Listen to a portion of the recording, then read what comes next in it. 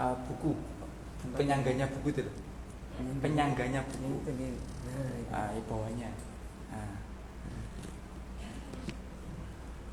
Al-Quran diangkat dulu, Al-Quran diambil dulu.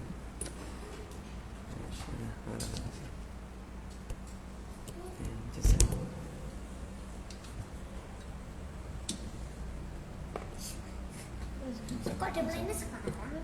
Iya. Mainnya kok sekarang? Cepat. Iya sayang. Apa? Mainnya cepat ya. Kajian menjelang buka lah nanti sore lah. Bukan menjelang buka.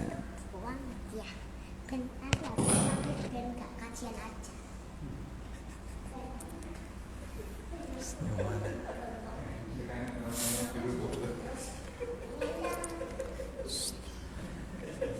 Guys, duduk yang benar. Bismillahirrahmanirrahim. Assalamualaikum warahmatullahi wabarakatuh.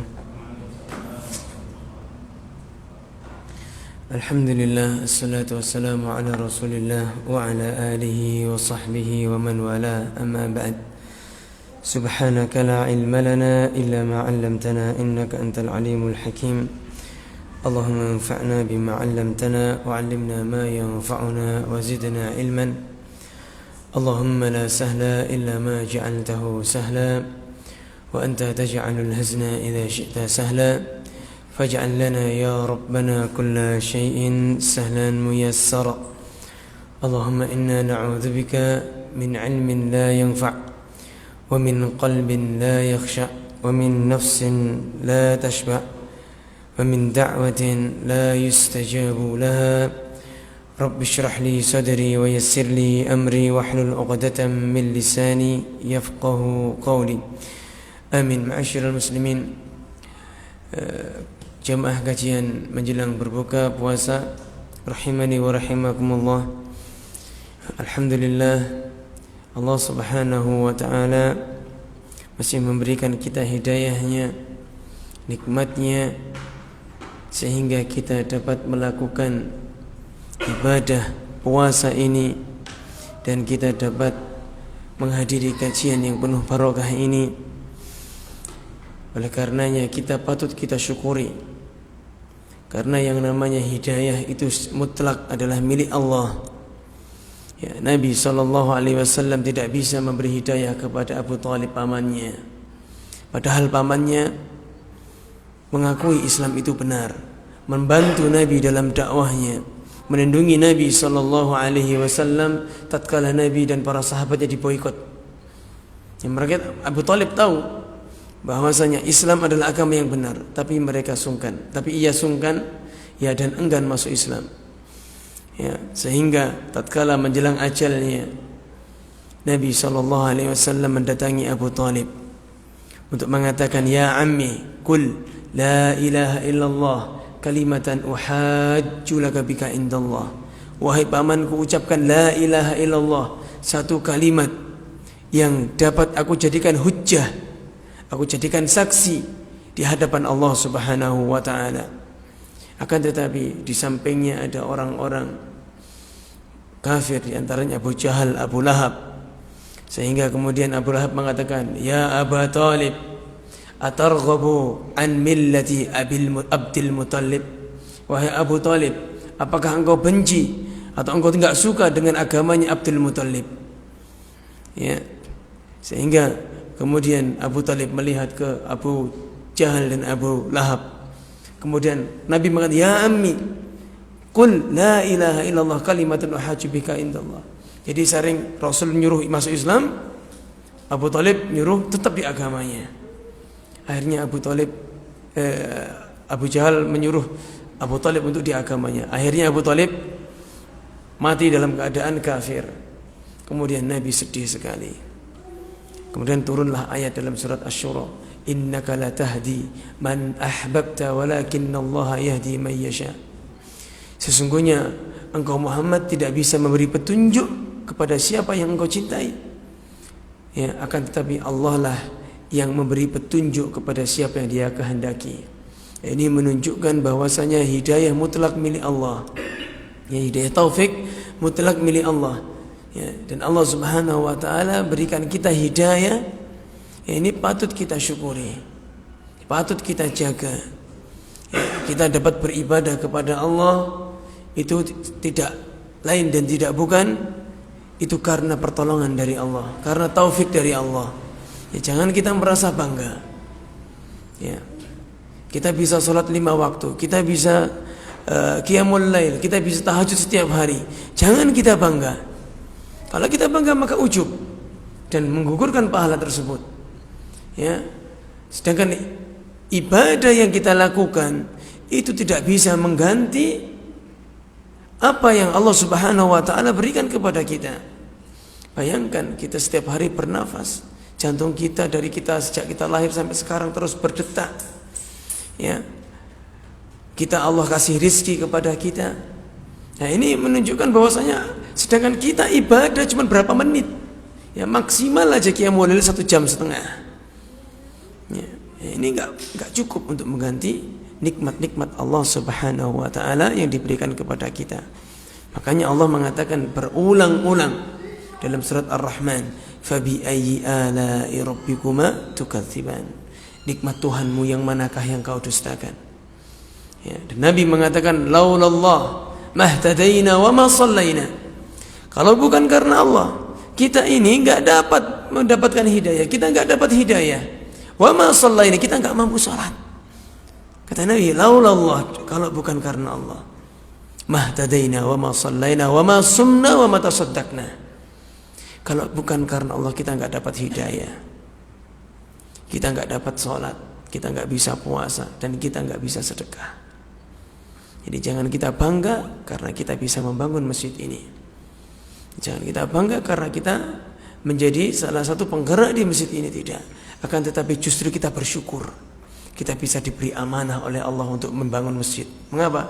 Karena bagi siapa, kata Nabi, man bana masjidan lillah banallahu baitan fil jannah. Siapa yang membangun masjid karena Allah, maka Allah akan bangunkan bagi dia rumah di surga.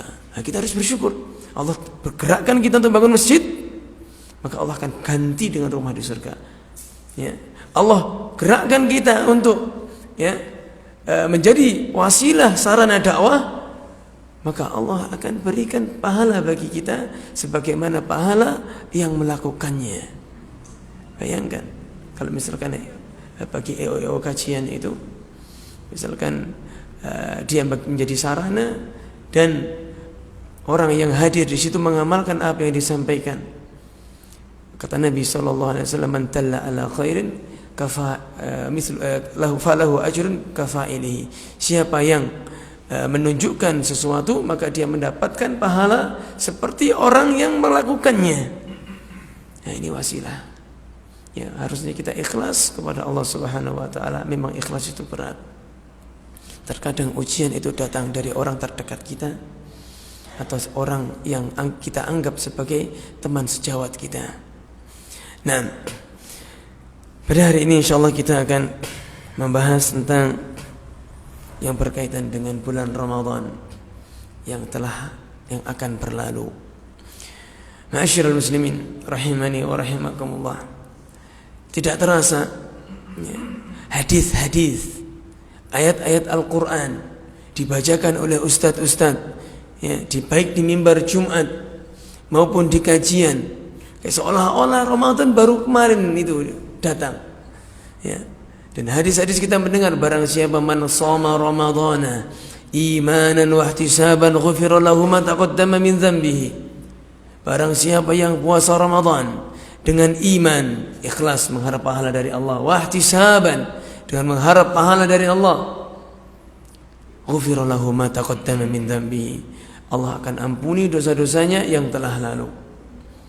Ya, kemudian dalam hadis yang lain diriwayatkan oleh Al-Imam Al-Bukhari, man qama, lafadznya qama, siapa yang salat malam imanan, dengan iman, wahtisaban, dan berharap pahala dari Allah, ghufira lahu ma taqaddama min dhanbi, Allah ampuni dia.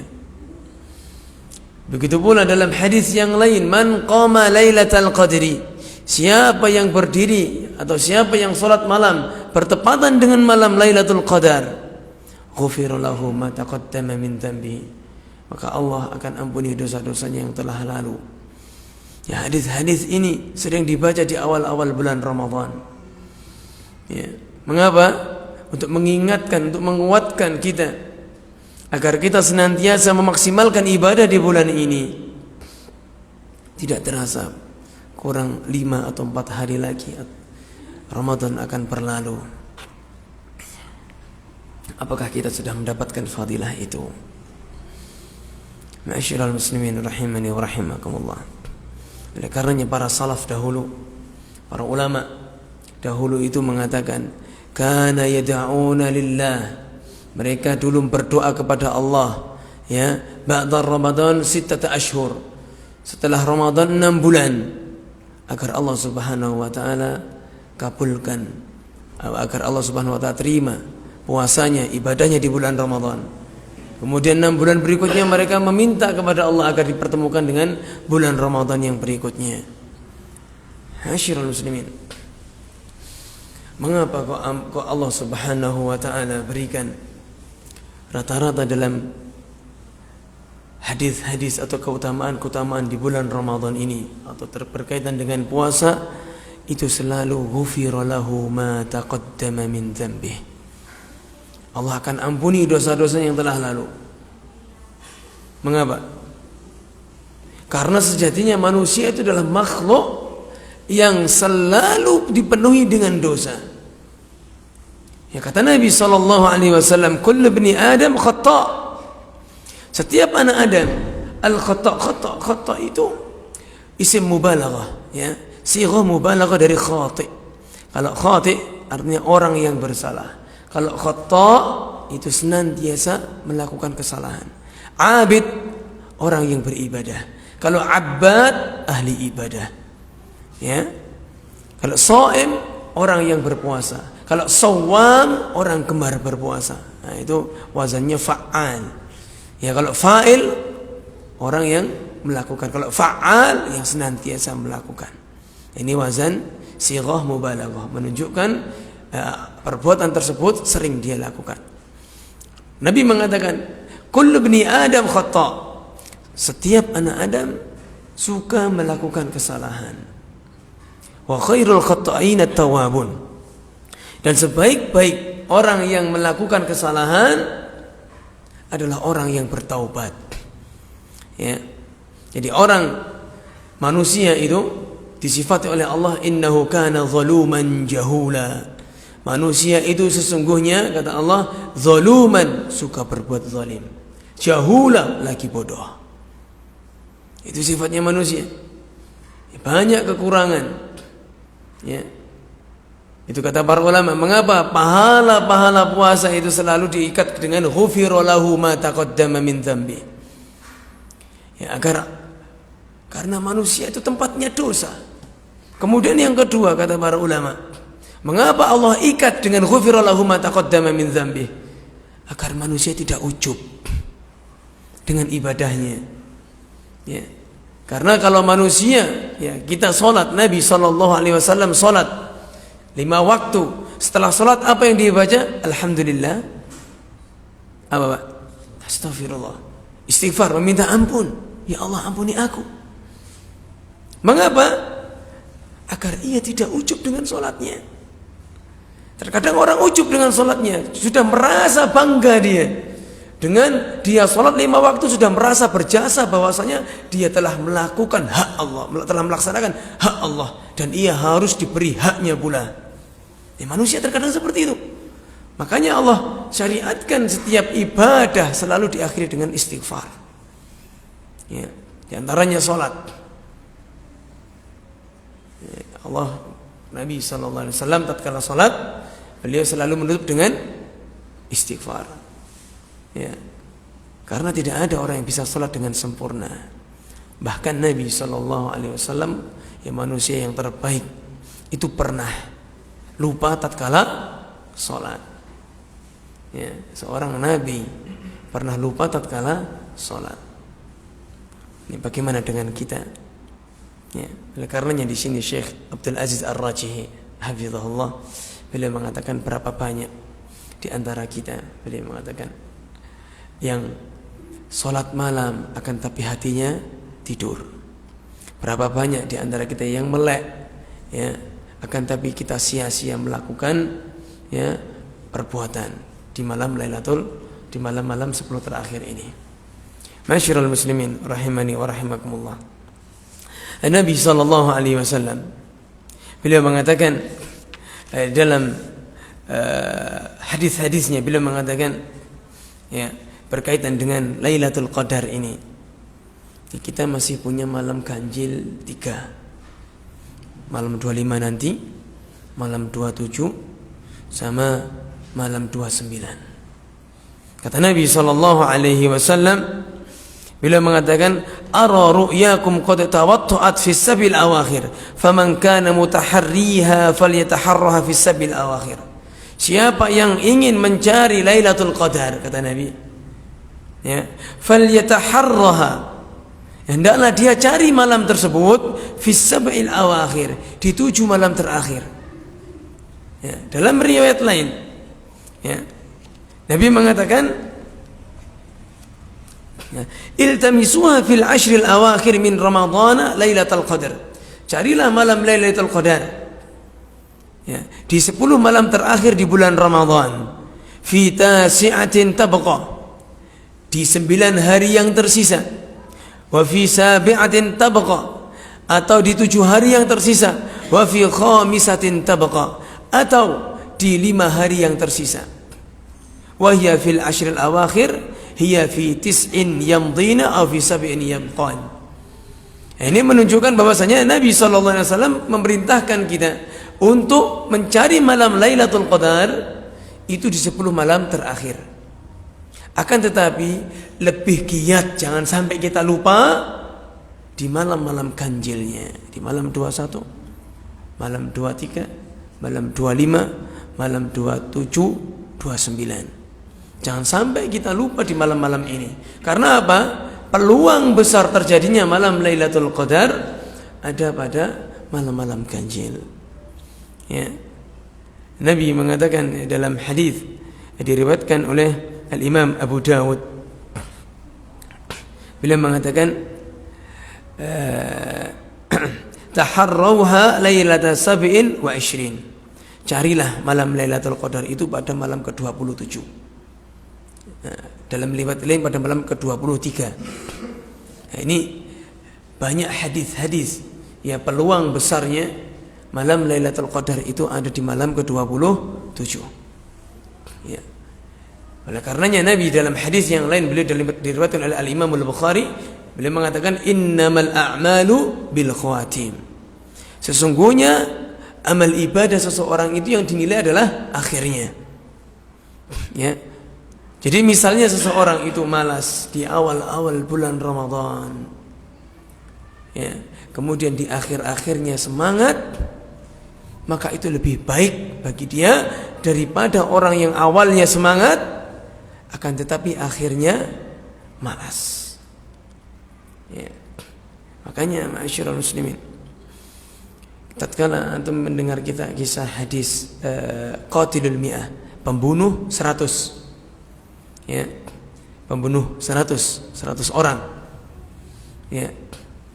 Kalau kita ketahui, kalau kita lihat pembunuh 100 orang tersebut, ya, dia tidak memiliki amal ibadah sama sekali.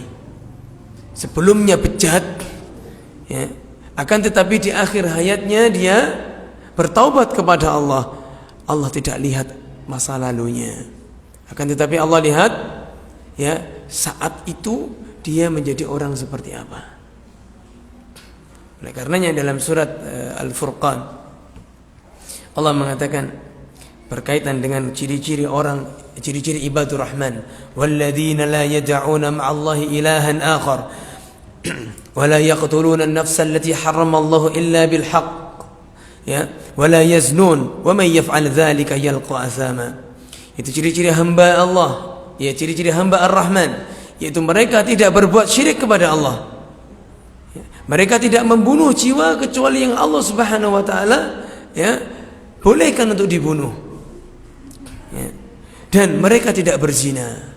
Kemudian Allah mengatakan, wa may yalqa wa may yaf'al dzalika yalqa athama. Siapa yang melakukan perbuatan tersebut, ia akan mendapatkan dosa.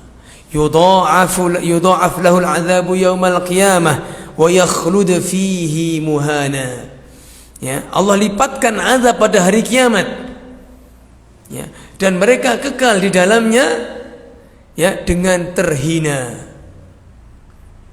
Kemudian Allah mengatakan illa man taba wa amana wa amila salihan ulaika yubaddilullahu sayyi'atihim hasanat. Kecuali orang-orang yang bertobat, orang yang melakukan kesyirikan, orang yang telah berzina, orang yang telah pernah membunuh, tatkala mereka bertobat kepada Allah, apa kata Allah? Dan setelah bertobat dia beriman kepada Allah dan dia melakukan amal soleh, ulaika yubaddilullahu sayyi'atihim hasanat. Mereka itulah orang-orang yang Allah ganti keburukan-keburukannya, dosa-dosanya hasanat dengan kebaikan. Tafsiran Ibnu Abbas itu Masya Allah menggembirakan sekali berkaitan dengan ayat ini.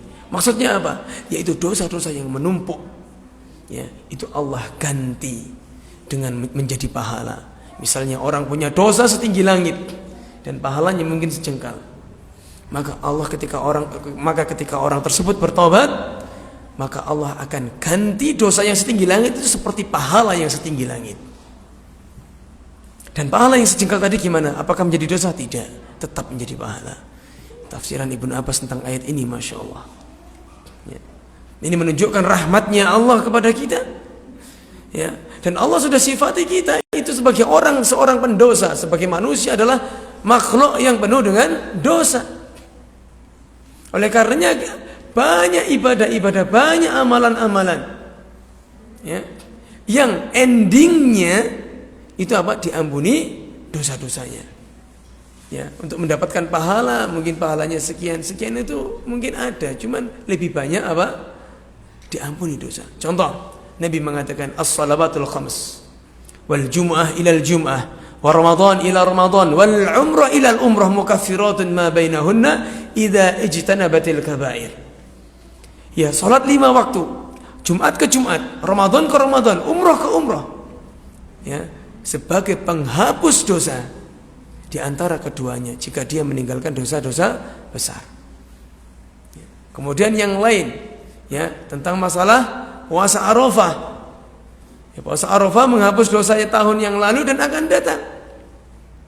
Ya, puasa Asyura, Nabi berharap Allah menghapus dosa-dosa yang tahun lalu. Ya, ini menunjukkan manusia itu banyak dosanya. Jadi jangan sok-sokan, jangan sok bangga kita telah merasa berjasa dalam Islam, dalam agama ini. Ini nasihat untuk diri saya sendiri dan untuk kita semua. Allah mengatakan dalam surat Al-Hujurat, ya, ayatnya saya enggak hafal. Yamunnuna 'alaika an aslamu. Para sahabat yang awal-awal masuk Islam dulu mengatakan, mereka merasa berjasa kepadamu Muhammad gara-gara mereka masuk Islam. Ini para sahabat merasa berjasa gara-gara masuk Islam. Qul, katakan kepada mereka, la tamunnu alayya islamakum. Jangan kau merasa berjasa gara-gara kalian masuk Islam. Balillahu yamunnu alaikum an hadakum lil iman. Akan tetapi Allah lah yang berjasa kepada kalian. Jasanya apa? An hadakum lil iman. Karena memberi petunjuk kepada kalian kepada keimanan. Ya Allah, kita harus bersyukur, berterima kasih kepada Allah. Allah pilih kita dan Allah ciptakan makhluk banyak.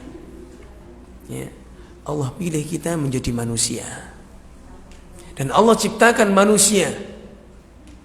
Allah pilih kita untuk menjadi orang yang beragama Islam. Ya, Allah mengatakan wala tamutunna illa wa antum muslimun. Janganlah kamu itu mati kecuali beragama Islam. Innad dina indallahil Islam. Agama yang di sisi Allah adalah Islam. Wa may yabtaghi ghairal islami dinan falan yuqbala minhu wa huwa fil akhirati minal khasirin. Siapa yang mencari agama selain Islam tidak diterima agamanya dan di akhirat dia termasuk orang-orang yang merugi. Ya, di antara hamba-hamba Allah yang Islam, Allah kenalkan kita dengan sunnah. Berapa banyak saudara-saudara kita yang agamanya Islam akan tetapi benci dengan sunnah Nabi. Berapa banyak mereka yang mengaku Islam, tatkala melihat orang-orang yang melakukan sunnah Nabi risih dia. Ya, akan tapi Allah berikan kita ya hidayah untuk melakukan sunnah Nabi sallallahu alaihi wasallam. Yang ini patut kita syukuri. Ya. Ada seseorang ya, ada sebuah pendiri suatu organisasi. Dulunya kalau saya punya kalendernya, ya dulu orang tua juga masih organisasi itu punya jenggot segini pak, pendirinya, fotonya ada. Ya, akhir-akhir ini ya, dan beliau mati dalam keadaan memiliki jenggot. Dan akhir-akhir ini ya, fotonya besar, jenggotnya hilang. Ben kapan dia nyukurnya ya? Ya, dan cukurnya di mana? Ya, diganti gambarnya itu dilukis, dihilangkan jenggotnya. Mengapa? Mereka menganggap bahwasanya jenggot ini adalah ciri dari radikalisme. Bagaimana bisa? Ya. Kalau mau dari ciri radikalisme, kalau seandainya kita tarik garis ke belakang, Nabi Isa alaihissalam, yang mereka anggap, yang orang-orang Nasrani anggap itu sebagai Tuhan. Nabi Isa berjenggot. Ya, di gambarnya lihat gambarnya mereka. Nabi Isa punya jenggot, enggak mulus, berjenggot.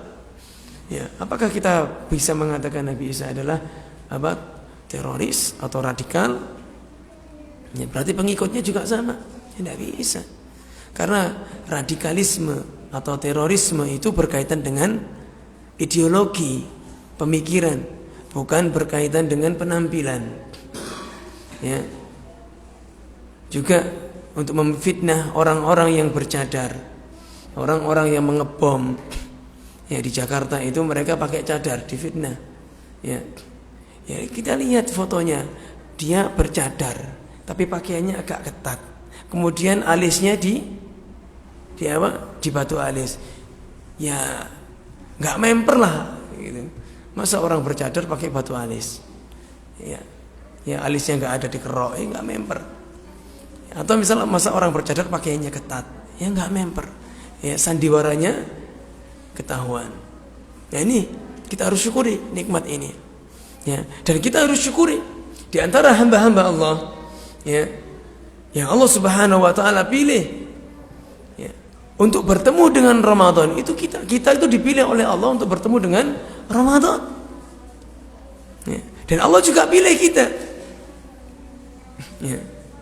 Makanya kita jangan merasa berjasa, tapi kita harus banyak bersyukur kepada Allah berkaitan dengan ibadah kepadanya. Ya.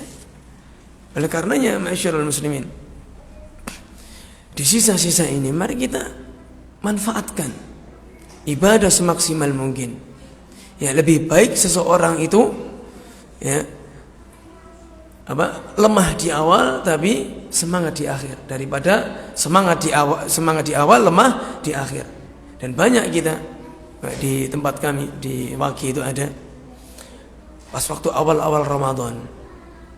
Itu musallanya sampai buat taruh Pak di belakang, di depan musola di sana itu ada taruhnya. Yang depan itu bapak-bapak penuh, yang belakang ibu-ibu. Sekarang tinggal ketika saya berangkat tarawih itu subhanallah, 2 soft, yang 1 soft penuh, yang soft 2 paling berapa orang gitu. Ya. Dan itu sudah orang-orang yang sepuh sekali. Ya. Dan alhamdulillah kita di masjid ini semakin akhir Ramadan semakin penuh. Ya, maka kita harus genjot. Jika tubuh lemah, kita berbicara sama tubuh kita. Ya, kita berbicara kepada diri kita. Wahai diriku, sudah bersemangatlah sebentar saja. Ya, bersemangatlah sebentar saja. Ya. Nah, taib di dalam Ramadan ini, ya mungkin sudah dijelaskan oleh para asatidzah sebelumnya. Akan tetapi tidak ada salahnya tatkala kita mengingatkan. Ya. Tatkala kita mengingatkan masalah agama, Karena Allah mengatakan wa tawasaw bil haqq wa tawasaw bis sabr. Saling menasihatilah kalian dalam kebenaran dan saling menasihatilah kalian dalam kesabaran. Begitu pula Allah juga mengatakan, ya, Nabi SAW juga mengatakan, ya, ad-dinun nasihah, ad-dinu nasihah. Agama itu adalah nasihat. Liman ya Rasulullah? Bagi siapa ya Rasulullah? Lillahi wa rasuli wa linnasi ajma'in. Ya. Nasihat untuk Allah, untuk Rasulnya, untuk pemimpin-pemimpin umat Islam, dan untuk seluruh manusia. Dan Allah juga mengatakan dalam surat Az-Zariyat, wa dzakir fa inna dzikra tanfa'ul mu'minin. Ingatkan manusia, sesungguhnya pengingat itu bermanfaat bagi orang yang beriman. Nah, yang harus kita lakukan di malam-malam yang terakhir ini, di sisa-sisa waktu ini, mungkin kita semuanya sudah mengetahuinya. Yang pertama adalah hendaklah kita, ya, jangan tinggalkan sholat isya dan subuh berjamaah. Walaupun sholat 5 waktu wajib berjamaah, cuman khusus sholat isya dan subuh usahakan jangan sampai tertinggal berjamaah. Mengapa? Dalam hadis Nabi mengatakan, barang siapa yang sholat isya berjamaah, maka dia seperti sholat setengah malam. Dan barang siapa yang sholat subuh berjamaah, maka dia seperti sholat semalam suntuk. Ya. Kalau kita sholat semalam suntuk dan sholat isya dan sholat subuh, kita ditulis sholat semalam suntuk. Ya, makanya Imam Asy-Syafi'i mengatakan di dalam salah satu makalahnya, perkataannya, bila mengatakan, ya, faman shalla isya wa subhi jama'atan faqad akhadha bihazin minha. Siapa yang salat isya dan subuh berjamaah, ya, di masjid tentunya, sungguh dia telah mengambil bagian dari malam Lailatul Qadar tersebut. Ya. Di sini Syekh Abdul Aziz Ar-Rajihi, beliau mengatakan berkaitan dengan malam Lailatul Qadar. Nah, terkait makna Lailatul Qadar ini perlu digarisbawahi, karena banyak di antara kita itu memahami Lailatul Qadar itu dapat-dapatan. Ya. Kalau dia itu cari ya dapat, kalau enggak ya enggak. Ya. Atau dapat dalam satu dunia itu hanya beberapa orang saja. Ya, untuk kiai-kiai saja. Akhirnya males, enggak kita percari percuma, enggak dapat. Nah, dulu pemahaman kita waktu SMP, saya dikasih tahu guru saya seperti itu. Lailatul Qadar itu yang dapat itu siapa? Orang-orang tertentu. Ya. Akhirnya banyak orang enggak mau cari Lailatul Qadar. Pesimis sudah. Skala ibadahku karo kiai-kiai, aku banyak dosa. Itu akhirnya.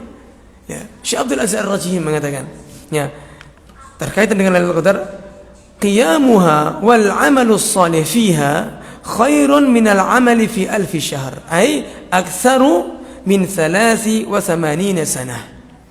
Ya, maksudnya adalah siapa yang sholat di malam itu, ya, atau orang yang beramal soleh di malam itu lebih baik dia seperti dia beramal 1000 bulan, atau lebih baik dari beramal 83 tahun lebih.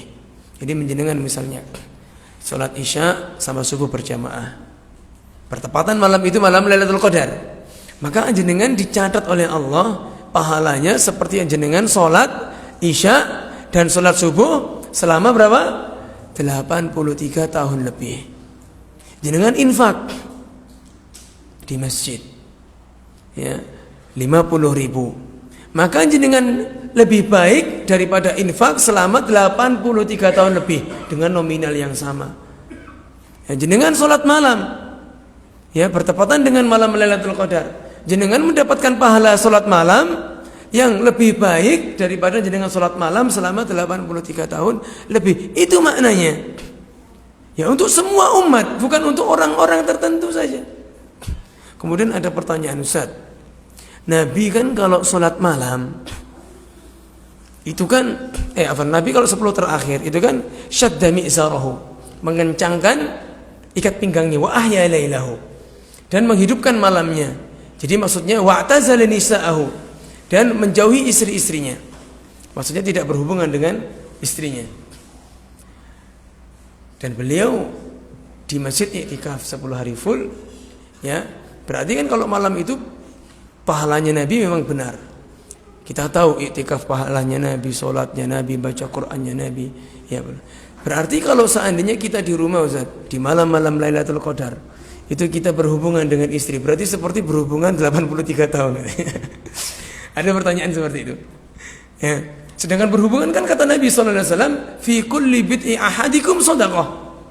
Setiap ya di setiap kemaluan kalian ada sedekah di situ, yaitu dengan istri. Berarti kita seperti sedekah 83 tahun Ustaz katanya. Enak ya. Masya Allah.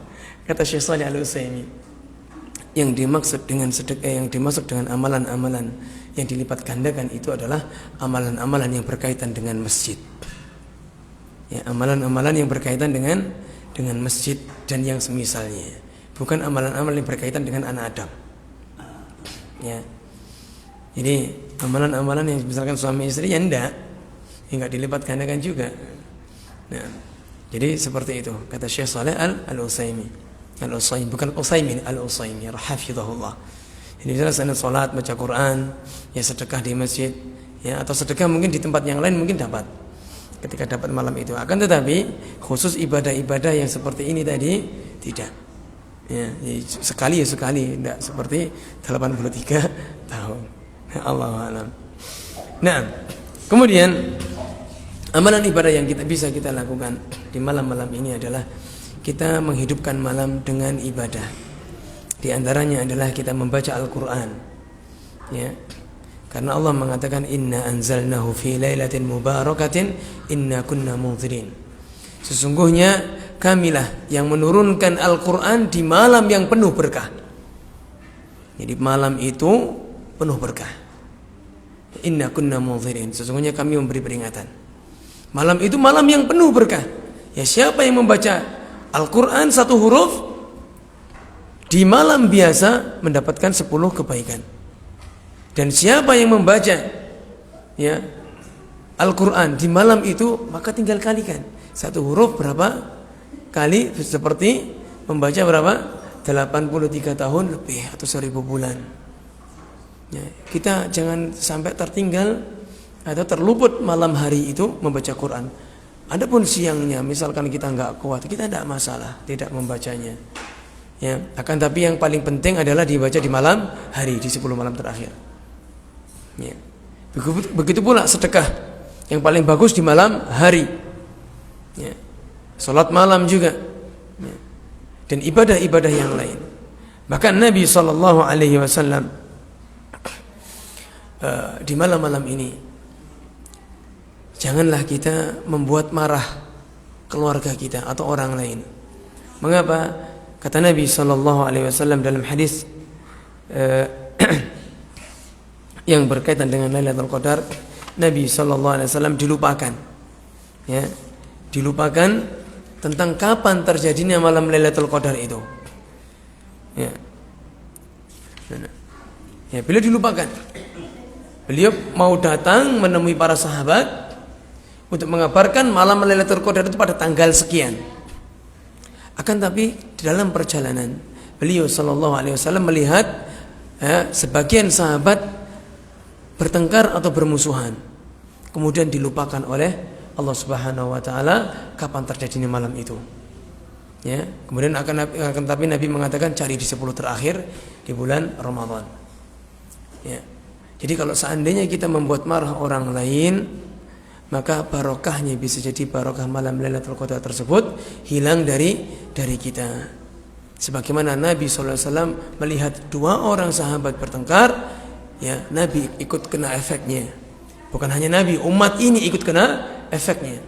Dilupakan kapan terjadinya. Bagaimana dengan kalau kita di malam ini bertengkar? Ya. Dan juga Nabi mengatakan dalam hadis, ya, ditanya beliau, ya Rasulullah, ayu a'malin ahabbu ilallah, amalan seperti apa yang paling dicintai Allah? Nabi SAW mengatakan, sururun tudakhiluhu ala muslim, kebahagiaan yang engkau masukkan dalam hati orang muslim. Ini amalan yang paling dicintai Allah. Sururun tudakhiluhu ala muslim, kebahagiaan yang engkau masukkan dalam hati orang muslim. Au takshifu anhu kurbatan, atau engkau hilangkan kesulitannya, itu membantu mereka dalam kesulitan. Au taqdi anhu dainan, atau engkau bayarkan hutangnya. Ini ada orang punya hutang, engkau bayarkan, dibayarkan, dilunasi, ya. Au tatrudu anhu ju'an, atau engkau hilangkan rasa laparnya. Ini amalan terbaik kata Nabi. Kemudian beliau mengatakan, wala an amshi ma'a akhin li fi hajatin, wala an amshi ma'a akhi fi hajatin ahabbu ilayya min a'takifa fi hadzal masjid syahran. Sungguh lebih baik aku berjalan bersama saudaraku untuk memenuhi kebutuhannya. Karena orang kalau berjalan bersama saudaranya, misalkan saudaranya punya kebutuhan, ditemani itu enak Pak, walaupun dia itu nggak ngapa-ngapain, rasanya kayak ada semangatnya gitu, ya. Seperti kita, misalkan kita mau ke Ampel cari-cari apa, kita bisa sendiri, kita bisa bawa sendiri, tapi kalau ada temannya itu lebih semangat, ya. Nabi mengatakan, sungguh aku lebih suka berjalan, ya, bersama saudaraku untuk memenuhi kebutuhannya. Berjalan saja, nggak ikut gotong, nggak ikut apa, tapi untuk berjalan menyenangkan dia ininya. Lebih aku cintai min a'takifa fi hadzal masjid syahran. Lebih aku cintai daripada aku iktikaf di Masjid GPI, bukan, di Masjid Nabawi, Pak. 1 bulan. Ya, bayangkan Masjid Nabawi pahalanya berapa kali lipat di perbandingannya antara Masjid GPI dengan Masjid Nabawi? 1000 kali lipat. Kalau 1 bulan, bayangkan lebih Nabi cintai membahagiakan orang lain daripada beliau iktikaf di Masjid Nabawi berapa? 1 bulan. Hadis ini diriwayatkan oleh Imam Ahmad, ya, dengan sanad hasan. Nah, ini masya Allah. Ini lawan dari yang tadi. Kalau marah hilang barokah, ya. Ya misalkan, misal istri kita marah, membuat kita marah, 4 ya dah, tahan sudah di malam-malam ini. Agar apa? Barokahnya Lailatul Qadar itu tidak hilang. Dan terkadang istri-istri itu kita, misalkan kita ingin iktikaf, dia merasa enak, wong lanang bisa ibadah, sedangkan saya dari pagi sampai malam 24 jam sama anak-anak rewel aja. Terkadang istri kan kayak gitu, ya. Pak, dia nggak nyadar, padahal merawat anak itu juga ibadah, jariah lagi. Ini gitu. Kalau itikaf jariah tidak, itikaf untuk kita sendiri. Setelah itikaf sudah selesai. Kalau merawat anak, mendidik anak, jariah pahalanya, wajib itu.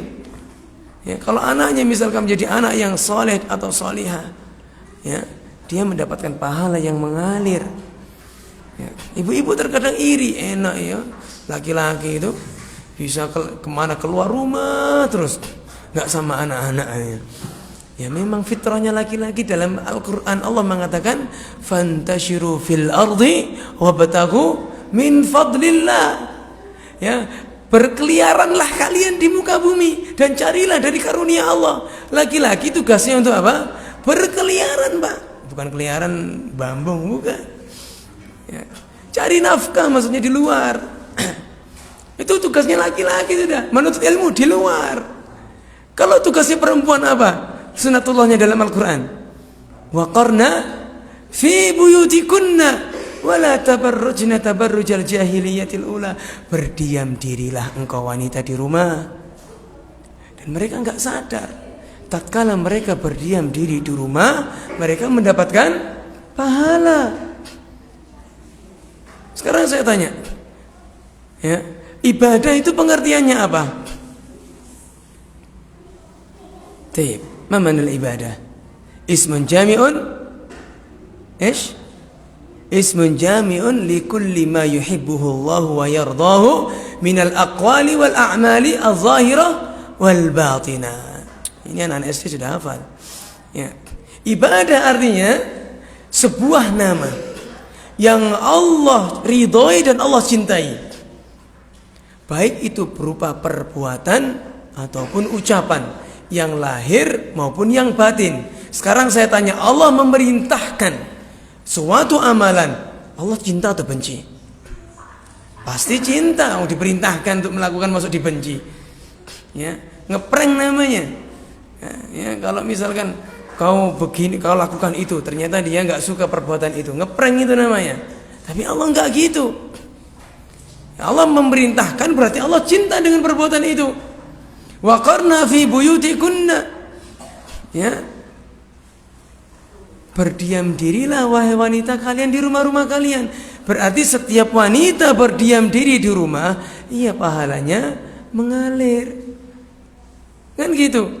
Sudah dapat pahala di rumah enak, malah pengen keluar. Yang bapak-bapak bosen di luar, sudah pengennya istirahat di rumah.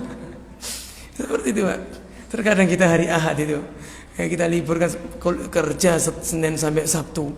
Hari Ahad libur, pengen istirahat. Anak-anak sama istri ngajak, ayo bi jalan-jalan. Ya sudah, jalan-jalan, menyenangkan orang anak keluarga. Ya sudah, mau gimana lagi? Ya besok sudah, waduh, sudah masuk kerja lagi, di luar terus pagi lagi. Ya kita maklum ya lah, wanita kan di rumah bosan memang, karena tempatnya sedikit. Kalau laki-laki di luar mungkin ada senangnya. Kenapa? Karena bumi Allah itu luas, ya, gitu. Ya. Jadi seperti itu. Dan saya pernah ngomong sama istri, hiburannya saya itu ngajar. Kalau sudah ngajar itu sudah hilang rasa, misalkan jenuh di rumah. Ya, hiburanku juga sama, ngajar. Ya, aku tak ngajar katanya. Dia bosan di rumah sama anak-anak. Ya, anak gimana? Anak satu rewel, yang satu rewel.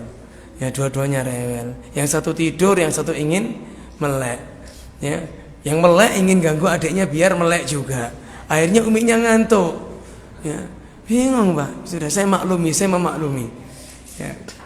Dan saya sama anak-anak juga rasanya ya kurang omes juga rasanya. Omes itu apa? Apa omes ya? Rasanya kalau diremeli anak-anak, aduh rasanya kepala ini pusing sudah. Ya, di luar kita sudah kerja penat, di rumah harusnya berbahagia, bersenang-senang. Di rumah sudah anak-anak rewel. Waduh, penatnya double di sini. Ya, seperti itu. Ya. Ya, semua problemnya sama. Jadi jangan sampai kita di malam-malam ini ya marah-marahan sama istri. Kalau istri kita katakan, kalau orang yang berpuasa dalam hadis, jika ada orang membuatmu marah atau ingin mengajakmu bertengkar, apa kata Nabi? Faqulu fa inni shaim. Ucapkan aku sedang berpuasa. Ya. Kalau nanti malam Lailatul Qadar istri kita marah, sekarang malam Lailatul Qadar. Sekarang malam terakhir, marah-marahnya ditunda setelah Id ya. Gitu. Ditunda dulu setelah Id. Ya. Tak catat Mas tanggal sak ini ya. Enggak. Ya. Terkadang seperti itu. Ya. Dan wanita terkadang marahnya itu apa ya? Enggak menentu dia. Ya. Enggak menentu. Marahnya itu sama anak, suaminya ikut dimarahi. Terkadang seperti itu. Terkadang, tapi enggak semuanya. Ya. Ya, Allahu a'lam. Tayyib. Ya, yes, pokoknya begitulah ya, namanya kata Nabi. Ini Nabi loh yang mengatakan ya. Khuliqatil mar'atu min dhila. Wanita diciptakan dari tulang rusuk yang paling atas, bengkok. Famasalu mislu dhila, perumpamaannya seperti tulang rusuk bengkok perumpamaannya. In aqamtahu in kasara. Jika kau luruskan tulang rusuk ya patah diluruskan. Ya. Jika kau biarkan ya tetap bengkok. Ya, diluruskan patah, dibiarkan tetap bengkok. Para sahabat bingung, ya Rasulullah, wa madza nasna? Wahai Rasulullah, apa yang harus kita perbuat? Bingung, diluruskan bengkok, dibiarkan, diluruskan patah, dibiarkan tetap bengkok. Para sahabat bingung, ngeluh. Apa kata Nabi? Fastamti biha ma kana 'alaiha min iwaj. Ya, sudah bersenang-senanglah kalian dengan istrimu, walaupun dia ada kebengkokannya. Ya, dalam hadis yang lain, la yafruqul mu'minu mu'minah idza sakhita minha khuluqan radiya minha akhar. Tidak boleh seorang suami mukmin membenci istrinya yang mukminah. Jika dia tidak suka salah satu akhlaknya, maka hendaklah dia menyukai akhlak yang lainnya. Ya, mungkin istri kita marahnya sedikit, tapi lihat, ya, menyiapkan masakan bagi kita, merawat anak-anak kita. Bayangkan kalau seandainya kita nyewa babysitter ya. Ya, berapa itu sudah pahalanya? Ya, babysitter mungkin cuma 8 jam. Apa bayarannya? Babysitter 8 jam. Ini istri kita 24 jam. Babysitter mereka bekerja untuk apa? Karena apa? Karena uang. Istri kita merawat anak kita karena apa? Karena kasih sayang. Harusnya lebih ini. Gaji kita UMR nggak cukup buat gaji istri kita harusnya. Ya, kita maklumi mereka. Ya, karena makhluk yang sangat uniknya. Ya, karena memahami wanita itu sebenarnya mudah. Sebenarnya kalau mereka itu bilang enggak, berarti dia mau. Kalau mereka bilang mau, berarti dia mau juga. Sudah, itu mudah pahamnya begitu aja. Nah, Allahu a'lam. Nah, wanita seperti itu. Nah, baik. Jadi ingat ikhwan, kembali ke fokus kajian, yaitu hendaklah kita di malam-malam ini memaksimalkan dengan ibadah. Dan jangan kita melakukan kemaksiatan di malam-malam ini. Ya, misalnya hindari melihat ya anak muda terutama short di YouTube. Karena short itu terkadang itu munculnya perempuan-perempuan atau Shopee yang videonya itu nemen itu Shopee itu. Ya. Ya, itu hindari lihat itu di malam ini. Ya, karena agar ya, malam-malam kita penuh dengan keberkahan. Ya, mungkin kita isi dengan ibadah, entah ibadah sholat malam, baca Quran, ya sedekah, senyum. Ya, senyum itu dapat juga ibadah. Nabi mengatakan tabassumuka liwajhi akhika laka sedekah. Senyummu di hadapan saudaramu mendapatkan pahala sedekah. Ya. Kalau misalnya kita mudik nah ini penting sekali, ini saya garis bawahi. Mudik penting sekali. Tatkala kita mudik, ya, niatkan mudik ini membahagiakan orang tua kita. Ya, niatkan, padahal Nabi mengatakan amalan terbaik membahagiakan orang muslim. Bagaimana kalau orang muslim tersebut yang kita bahagiakan adalah orang tua kita? Tentu lebih besar, atau kerabat kita tentu lebih besar. Ya, pahala mudik. Dan Nabi mengatakan man arada an yabsuta rizqahu aw yutila umrahu falyasil rahimah. Siapa yang ingin rezekinya diluaskan dan siapa yang ingin dipanjangkan umurnya, falyasil rahimah, hendaklah dia menjalin tali atau menyambung tali silaturahim. Ya, ini Nabi yang mengatakan. Ya, dan rizki jangan dipahami rizki itu harta semua, tidak. Ya, rizki Allah itu kita sehat itu sudah rizki, Pak. Ya, berapa banyak orang yang kaya, yang hartanya triliunan, dia makan seafood aja tidak boleh. Ya, dia minum manis-manis aja tidak boleh. Kaya macam apa itu? Ya, mending kita ya pas-pasan. Ya, makan apa aja masuk. Ya, minum teh, monggo. Ya, kopi silahkan. Ya, tahu isi, gorengan silahkan. Pokoknya masuk semua. Ya, lebih baik itu daripada orang kaya misalnya rumahnya tingkat 3, mobilnya Alphard banyak, motornya Mugi besar-besar, makan gorengan enggak boleh. Ya, kaya macam apa ini? Ya, makan nasi aja enggak boleh. Makan nasi enggak boleh banyak, harus beras merah. Kita tahu rasanya beras merah itu enggak enak, anyep rasanya. Ya, makan soto aja kolesterol. Ya, enggak enak. Ya, makanya kata Nabi sallallahu alaihi wasallam, fa innal ghina ghinan nafs. Sesungguhnya kaya itu kaya hati. Hati kita ini yang kaya. Ya. Memang orang kehidupannya pas-pasan, bisa jadi Allah Subhanahu wa taala rasakan dia nikmat sekali. Ya, dengan kehidupannya tersebut. Itu rizki. Ya, ada orang yang kaya sudah hartanya menumpuk triliunan, ya, akan tetapi ke masjid malas, bahkan tidak sholat, bahkan tidak puasa. Nah, ini lebih baik mana? Ya, lebih baik orang yang ya Allah kasih kecukupan, pas-pasan, tapi dia dekat dengan Allah. Itu. Jadi rizki itu bukan hanya sekedar harta, ya. Akan tapi rizki itu kita bisa ibadah, itu rizki. Kasih anak soleh itu rizki, walaupun namanya bukan rizki, ya. Walaupun namanya bukan rizki, tetap rizki dia. Ya, anak yang soleh. Nah, ya Allahu a'lam. Tapi mungkin ini ya di penghujung kajian ini barangkali ada yang ditanyakan, tafadhal. Iya, Pak.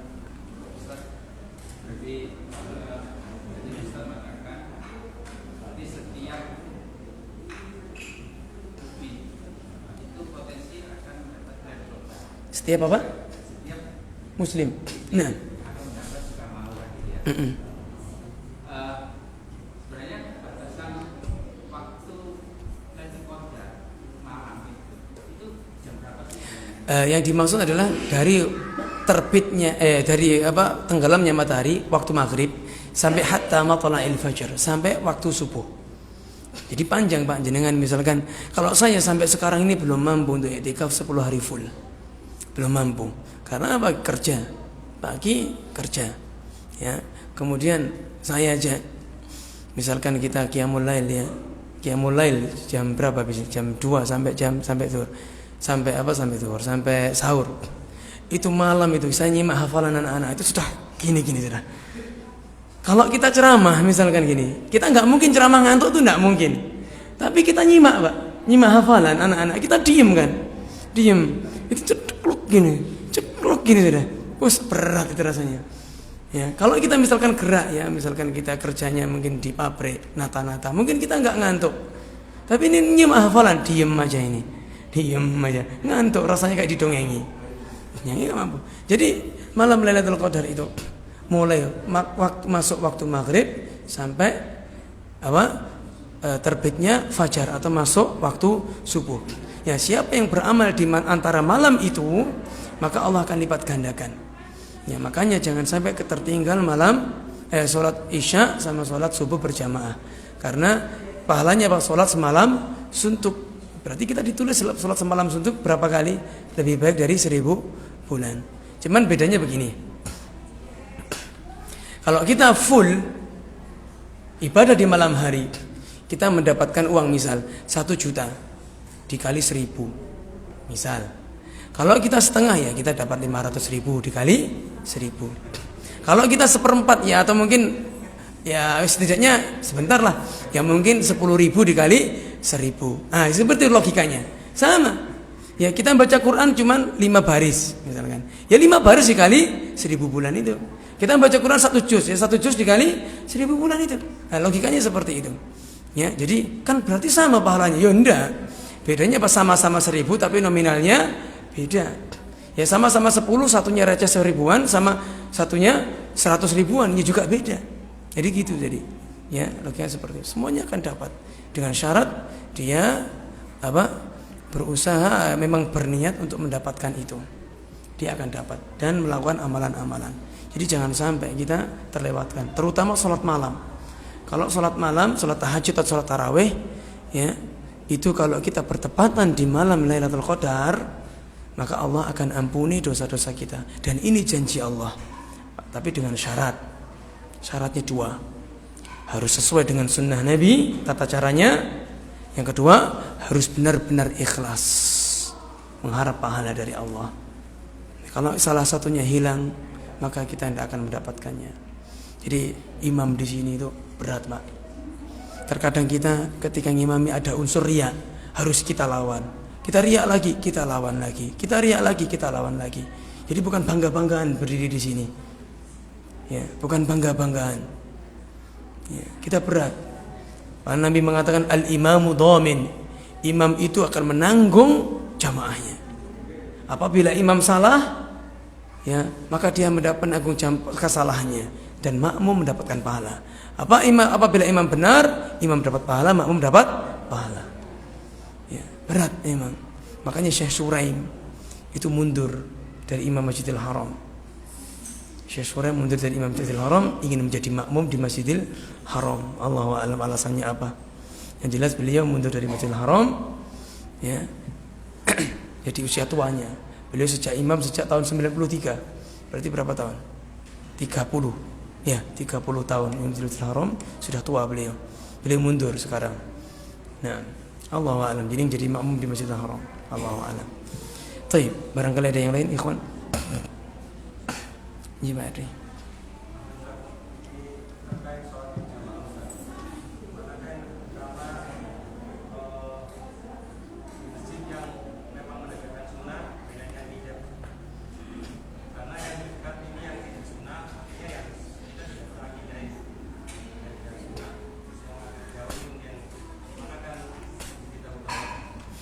Allahu a'lam.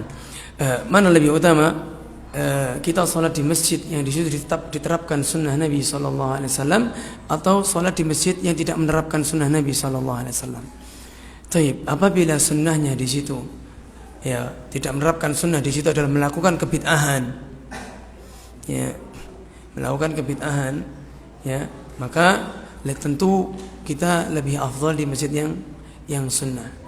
Akan tetapi ya dalam masalah sholat itu memang Nabi mengatakan lebih baik sholat di masjid yang terdekat.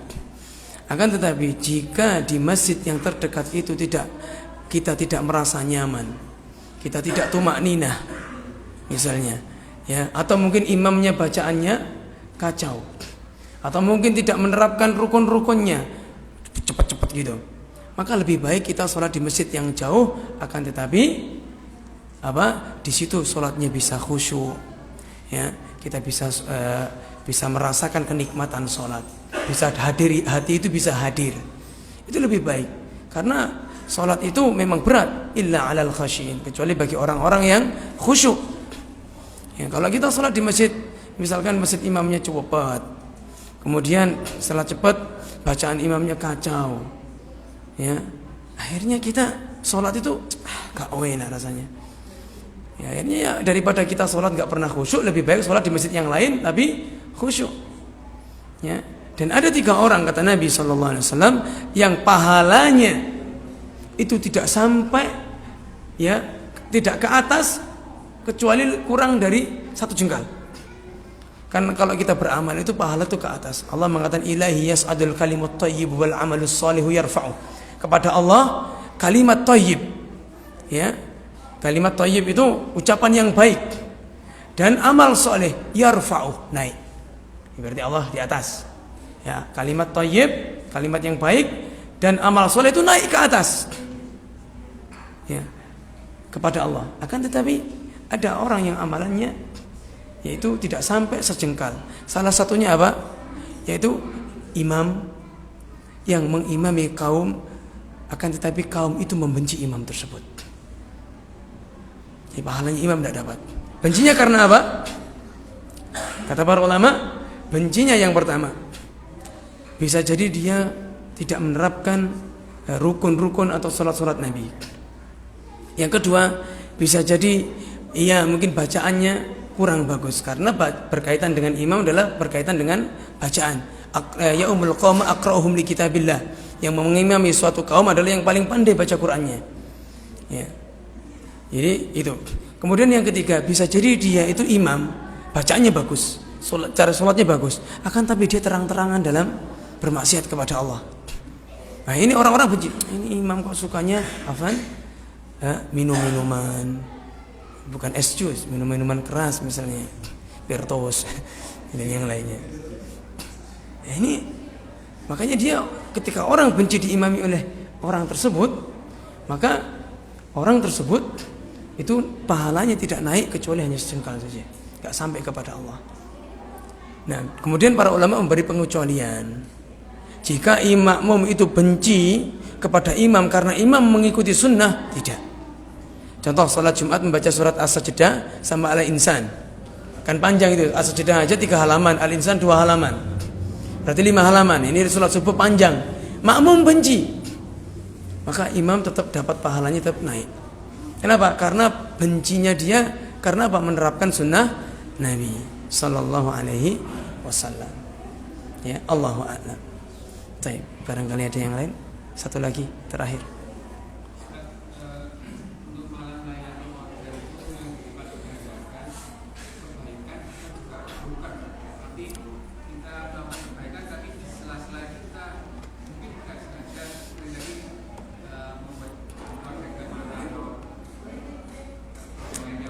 Nah, Allahu a'lam.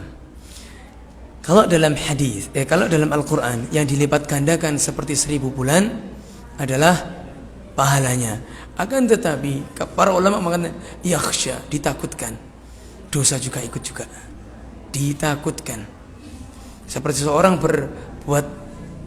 berbuat maksiat di bulan Ramadan, maka pahalanya dosanya juga sebagian mengatakan dilipat gandakan. Ya, ditakutkan seperti itu, ditakutkan kita karena nggak ada nas yang mengatakan bahwasanya dosa juga dilipat lebih buruk dari 1000 bulan. Tidak ada nas yang mengatakan seperti itu. Akan tapi ditakutkan, ya, ditakutkan, ya. Dan Allah mengatakan man jaa'a bil hasanati falahu asyru amsalihha. Siapa yang datang membawa kebaikan, dia akan mendapatkan 10 kebaikan dari 10 yang pahala yang semisalnya. Wa man jaa'a bis sayyi'ati fala yujza illa mithlaha wa hum la yuzlamun. Dan barang siapa, ya, yang melakukan keburukan, mereka tidak dibalas illa mithlaha, kecuali dengan keburukan yang semisal. Wa hum la yuzlamun, mereka tidak dizalimi. Allahu a'lam. Kita tidak tahu, yang jelas kata para ulama dikhawatirkan, ya, juga ikut dilipat gandakan. Seperti orang yang melakukan maksiat di bulan-bulan haram, itu juga dikhawatirkan dilipat gandakan. Allahu a'lam. Nah, ya, terakhir Pak Yadi.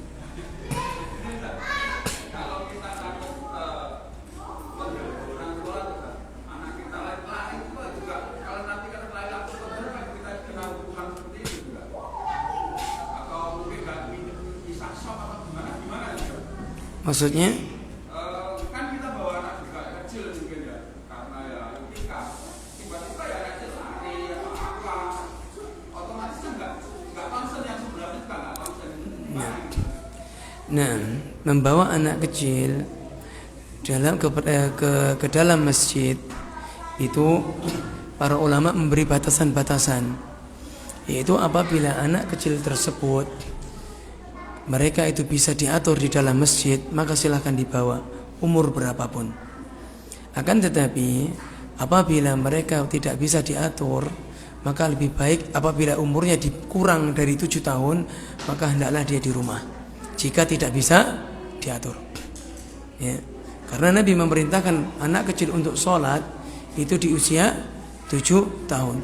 Dan para ulama berdalil dengan kita tuh berdalil dengan Ibnu Abbas, yang tatkala Ibnu Abbas itu berada di saf depan, ya, beliau disuruh ke belakang. Kemudian Nabi melarang, jangan kau suruh dia ke belakang, dia di tempatnya dia.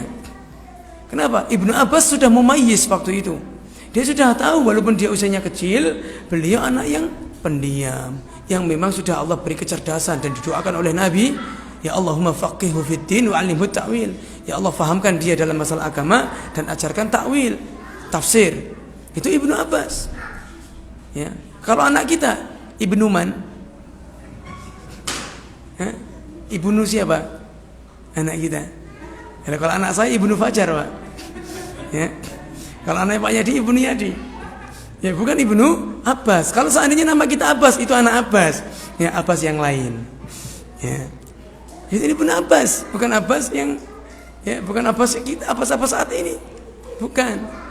Ya, mereka anak kecil tapi sudah mumayyiz. Karena tatkala di masa Umar bin Khattab, usia Ibnu Abbas masih 8 tahun. Dan beliau adalah orang atau anak terkecil yang diajak majelis syura di masa Umar bin Khattab. Majelis syura itu tidak sembarang orang, diajak rembuk masalah agama ulama-ulama kota Madinah. Diajak rembukan masalah agama. 1, 2 ulama-ulama di antaranya Ibnu Umar, kemudian Utsman, Ali. Ibnu Abbas anak kecil diajak rembukan masalah apa? Masalah agama. Bahkan dalam riwayat Ibnu Abbas, ya, pada waktu itu diajak rembukan masalah hukum waris. Ya, pakar waris sahabat itu adalah Zaid bin Sabit. Maka diajak rembuk masalah hukum waris. Lah Umar berpendapat radhiyallahu anhu, hukum warisnya itu begini. Ya, Ibnu Abbas takut sama Umar. Ibnu Abbas takut sama Umar. Dia diam, enggak mau ngomong karena yang berpendapat sudah khalifah waktu itu. Tatkala Umar radhiyallahu anhu setelah dikebumikan, Ibnu Abbas naik mimbar. Ya, kata beliau, sesungguhnya hukum waris yang waktu itu sebenarnya begini, katanya. Ya. Dan siapa yang mau bermubahalah sama saya, silahkan sekarang ini. Mubahalah itu apa? Kalau saya benar, ya saya yang kalau saya benar saya mendapat ya saya biasa. Tapi kalau kamu kalah kamu yang mati. Itu mubahalah. Para sahabat takut mubahalah sama Ibnu Abbas. Ya. Yang dia kata Nabi yang didoakan orang yang faham agama dan ahli tafsir. Takut mereka, nggak ada yang berani. Akan tetapi yang sudah namanya ijma itu tidak bisa diganggu gugat. Karena waktu itu gara-gara Ibnu Abbas diam, ya, dan para sahabat sepakat dengan pendapatnya Umar bin Khattab, maka terjadilah ijma. Dan ijma tidak boleh diselisihi. Jadi seperti itu. Allahu a'lam. Baik, mungkin ini yang bisa saya sampaikan. Kurang lebihnya mohon maaf. Bentar, kurang 5 menit ini. Baik, kurang lebihnya mohon maaf. Kita akhiri dengan kafaratul majlis. Subhanakallahumma wa bihamdika asyhadu an la ilaha illa anta astaghfiruka wa atubu ilaik. Assalamualaikum warahmatullahi wabarakatuh.